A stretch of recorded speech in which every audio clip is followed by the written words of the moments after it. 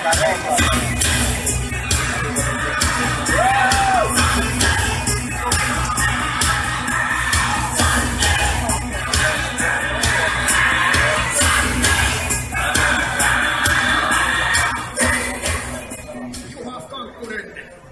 4-kertainen maailmanmestari valmiina ajamaan tämän Neste Oil Rally Helsinki-Päätteen lämmittelyä vielä tällä komealla B-ryhmän Audilla, vanhalla rouvalla.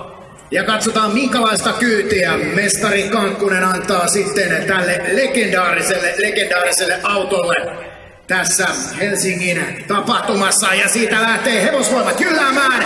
Kankkunen antaa saman tien varmasti hyvänä aloitteena sitten itse kilpailulle. Sebastian Ogier tuossa sanoo tätä autoa, että